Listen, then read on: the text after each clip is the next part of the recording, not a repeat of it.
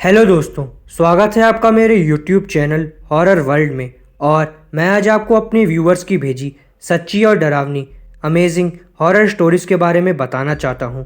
आगे की स्टोरीज़ मैं अपने व्यूअर्स के ही पॉइंट ऑफ व्यू से कंटिन्यू करूँगा। तो दोस्तों स्टार्ट करते हैं। हेलो दोस्तों, मेरा नाम रौनक है और मैं अपने दादाजी की बताई एक सच्ची डरावनी भूतिया कहानी आप लोगों के साथ शेयर करना चाहता हूँ। एक बार की बात है, एक गांव में 3 दोस्त रहते थे, विक्की, विशाल और मधु।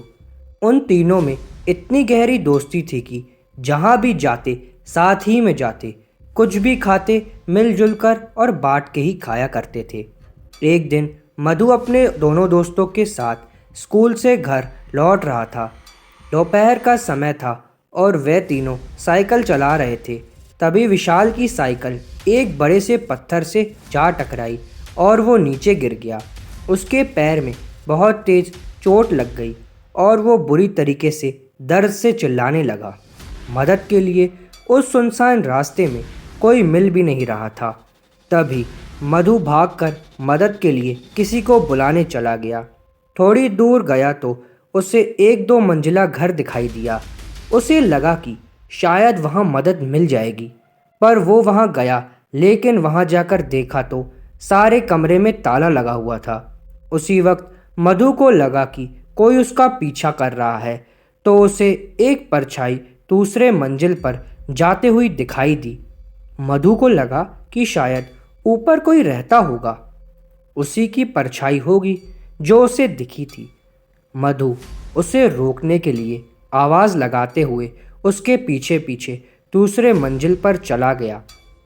फिर वो वहाँ जाकर देखा तो उस मंजिल पर एक कमरा बस था, उस पर ताला लगा हुआ था। मधु को कुछ समझ में नहीं आया, तो वो परछाई को मन का वहम मानकर वापस जाने लगा। तभी उसे एक डरावनी आवाज़ सुनाई दी और जब उसने पीछे मुड़कर उस कमरे की ओर देखा तो उस पर तो ताला लगा था और वो टूट के नीचे गिरा हुआ था। मधु एकदम से डर गया और सोचने लगा कि ये कैसे हो सकता है, लेकिन उसे अपने दोस्त की मदद भी करनी थी, इसलिए उसने हिम्मत जुटाकर धीरे धीरे उस कमरे में चले जाने की कोशिश करने लगा।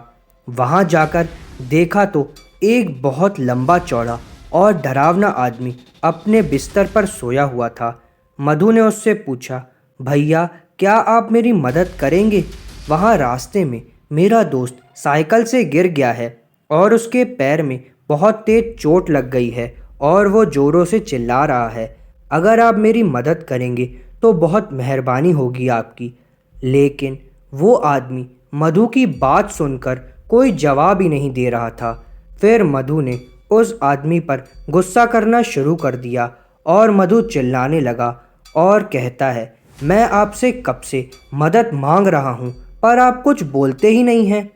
इतना बोलते ही अचानक उस कमरे का दरवाज़ा अपने आप ही बंद हो गया। मधु ने ये सब देखकर अपने अंदर घबराहट पैदा करनी शुरू कर दी और दौड़कर दरवाजे की ओर भागा और उसे खोलने की कोशिश करने लगा। उसके बहुत कोशिश करने के बाद भी वो दरवाज़ा नहीं खुल रहा था। तभी उस आदमी की ज़ोर ज़ोर से हंसने की आवाज़ आने लगी। मधु उसी हंसी में इतना डर गया था कि उसका पूरा शरीर कांपने लगा और उसकी आवाज़ भी नहीं निकल रही थी ताकि वो चिल्लाकर किसी से मदद मांग सके। फिर उसके बाद मधु को एक हल्की सी हवा का एहसास हुआ और जब उसने पलटकर देखा तो उसका दिल दहल गया। वह आदमी जो कुछ देर पहले बिस्तर पर सोया हुआ था, अब अचानक सामने आकर वो खड़ा हो गया था और ज़ोर ज़ोर से हंस रहा था। उसकी हंसी देखकर मधु और ज़्यादा डरने लगा। उसे एहसास हो रहा था कि आज ये मुझे ज़िंदा नहीं छोड़ेगा।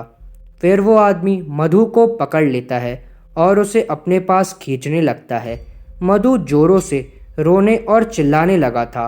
वो आदमी उसके मुंह पर हाथ रख लिया और उसे नोचने लगा और उसके बाल पकड़कर घसीटते हुए उसे जंगल की ओर ले जाने लगा। इधर विशाल दर्द के मारे चटपटा रहा था और विक्की परेशान था कि मधु अभी तक आया क्यों नहीं। थोड़ी देर तक मधु की राह देखा। जब तक वो नहीं आया तो विक्की उसे खुद ही ढूंढने के लिए निकल गया।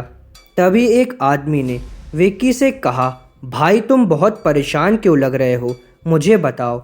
विक्की ने उसे अपना सारा किस्सा बताया और फिर वो दोनों मधु को खोजने के लिए निकल गए। तभी एक जंगल में अधमरी हालत में मधु उन लोगों को मिला। उसके कपड़े कटे फटे हुए थे और वो रो रहा था। विक्की ने उसे देखते ही गले से लगा लिया और पूछने लगा कि ये सब कैसे हुआ। फिर मधु अपने साथ हुआ सारा किस्सा उन लोगों को बताया। उसके साथ हुए इस हादसे को सुनकर दोनों के रोंगटे खड़े हो गए। तभी उस आदमी ने बताया कि कुछ साल पहले बगल के गांव में एक लड़का रहा करता था।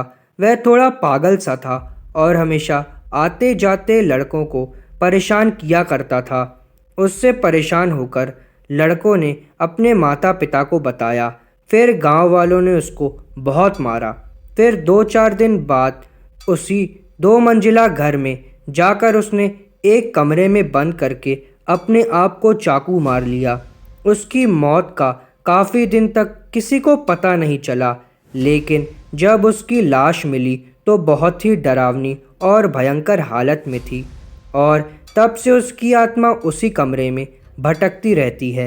इसीलिए इस घर में आज तक कोई नहीं गया।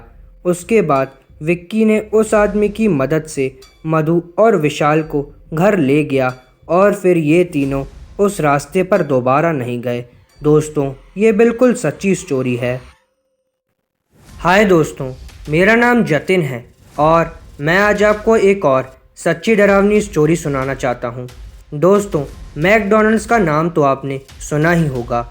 दुनिया के सबसे प्रसिद्ध फास्ट फूड रेस्टोरेंट में से एक है। हालांकि ये बहुत स्वस्थ नहीं होता, पर लोग फिर भी यहाँ खाना प्रेफर करते हैं। चूँकि मैकडॉनल्ड्स 24 घंटे खुला रहता है, इसका मतलब है कि दिन के किसी भी समय आप अपनी इच्छा अनुसार कुछ भी ऑर्डर कर सकते हैं। लेकिन इतनी मज़ेदार और मैत्रीपूर्ण जगह पे भी अजीब और अप्रत्याशित चीज़ें हो सकती हैं। अगर आपने कोशिश की तो भी आप भूल नहीं पाए। मेरे साथ भी कुछ ऐसा ही हुआ है। ये कहानी इतनी अनावश्यक और भयानक है कि मैं कभी नहीं भूलूंगा। ये 3 साल पहले मेरे साथ हुआ था, जब मैं 17 साल का था। मुझे नौकरी की सख्त ज़रूरत थी, क्योंकि मेरी एजुकेशन पूरी करने के लिए मुझे अपने कॉलेज की फ़ीस चुकानी होती थी। अंत में मुझे बड़ी मुश्किल से मैकडॉनल्ड्स में नौकरी मिली। मेरे बॉस को खुश करने के लिए मुझे उनसे जो भी शिफ्ट करनी थी काम करना था, चाहे वो दिन या रात हो, मुझे करना ही पड़ता। इस बिंदु पर मैं मैकडॉनल्ड्स में 3 महीने से काम कर रहा था, लेकिन मैं केवल दिन की पाली में काम कर रहा था।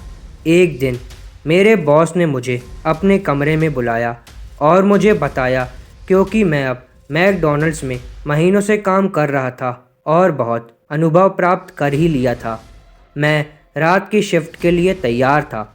मेरे बॉस ने मुझे ये भी बताया कि रात की शिफ्ट बहुत शांत हो सकती है, क्योंकि मुझसे पूछा कि क्या तुम्हें ये करने में कोई समस्या है। मैंने उससे कहा कि नहीं, मैं नहीं करूँगा। फिर जैसे तैसे मेरे बॉस ने मुझे मनाया और कहा कि तुम्हारी शिफ्ट रात 12 बजे से 5 बजे सुबह तक लगी रहेगी। मैं शनिवार को मैकडॉनल्ड्स 12 बजे की घड़ी में पहुंच गया। मेरे प्रबंधक ने मुझे बताया कि मेरे काम केचप, मेयोनीज और बारबेक्यू सॉस को फिर से भरने का था। फर्श साफ करो और टेबल सेट कर दो। उसने मुझे करने के लिए चीज़ों की एक लंबी सूची दे दी। मुझे सब कुछ बताने के बाद मैनेजर घर चला गया। मैकडॉनल्ड्स काफ़ी शांत था, लेकिन मैं वास्तव में चुप्पी पर ध्यान नहीं देता था, क्योंकि मैं अपने काम में इतना व्यस्त रहता था। मुझे बहुत सी चीज़ें करने की ज़रूरत थी। जैसा कि मैंने अपना काम किया था, मैंने कभी भी समय पर ध्यान नहीं दिया और अचानक ये 2 बज चुका था। मुझे ये अजीब लगता है कि तब तक कोई ग्राहक मैकडॉनल्ड्स में आया नहीं। लेकिन मैं इसके साथ ठीक था। मैं बस अपना काम जल्दी ख़त्म करना चाहता था। कल से मुझे इसकी सूचना प्रबंधक को देनी थी। मैं टेबल पर कॉफ़ी के कप की व्यवस्था कर रहा था जब मुझे अचानक लगा कि मुझे कोई देखे जा रहा है। ये एक अजीब सा एहसास था, लेकिन मैंने इसकी कोई सुध नहीं ली। मैं अपने काम से ही काम रख रहा था। चूँकि मुझे देर से काम करने का कोई अनुभव नहीं था, इसलिए अजीब सा एहसास था ये, क्योंकि मैं ऊपर रह रहा था। अचानक मेरी नज़र खिड़की पर पड़ी। जब मैंने बाहर देखा तो मुझे एक अजीब काली आकृति दिखाई दी, जैसे कोई मुझे बाहर खड़ा होकर मुझे देखे जा रहा है। मुझे लगा कि ये सिर्फ मेरी कल्पना है। रात के इस समय बाहर कौन खड़ा होगा? मैंने अपना काम जारी रखा और टेबलों की सफाई शुरू कर दी। थोड़ी देर बाद मेरा ध्यान फिर से खिड़कियों पर गया। अब ऐसा लग रहा था कि काली आकृति करीब आ रही है, लेकिन मैंने खुद को आश्वस्त किया कि मैं चीज़ों को देख रहा हूँ। कुछ भी नहीं हो पा रहा। ये थकावट के कारण है। ये मैं अपने मन को मना रहा था। तब मैंने फैसला किया कि अब मैं बाहर नहीं देखूंगा और सलीके से काम पर ध्यान दूंगा। इसलिए मैंने काम जारी रखा। शोर सुनकर मैं अपना काम ही करे जा रहा था। मैं आपको देख सकता हूँ, मैं आपको देख सकता हूँ। ये आवाज़ें जैसे ही मेरे कानों पर पड़ी, तुरंत मैंने बाहर देखा, और जैसे ही मैंने बाहर देखा, मेरे डर की पुष्टि आखिर हो ही गई। एक दानव जिसकी आंखें खून की तरह लाल थी मुझे घूरे जा रही थी। मैं वहाँ एक मिनट भी नहीं रह सकता था। मैंने तुरंत दरवाजे पर एक बंद चिन्ह लटका दिया। मैं जितनी तेज़ी से भाग सकता था वहाँ से भाग गया। मैं जल्दी से अपने कार में गया और अपने जीवन के लिए वहाँ से भाग गया। मैंने अपने मैनेजर को फ़ोन करके बताया कि मैं बीमार होने के कारण उसे छोड़ रहा हूँ, और मैनेजर ने मुझे घर जाने दिया। मैं उसे बताना नहीं चाहता था कि उस रात मेरे साथ क्या क्या हुआ, क्योंकि मुझे पता था कि वह मुझ पर विश्वास नहीं करेगा अगर मैंने उनको बताया। मैं जैसे तैसे गाड़ी चलाकर घर पहुंच गया, और मैंने अब ठान लिया दोस्तों कि मैं कभी भी कोई भी काम में नाइट शिफ्ट में नहीं करूंगा। और अब मैं फिर से नौकरी से बेदखल हो चुका हूं और नौकरी की तलाश कर रहा हूं। दोस्तों, आशा है कि आपको मेरी ये स्टोरी पसंद आई होगी।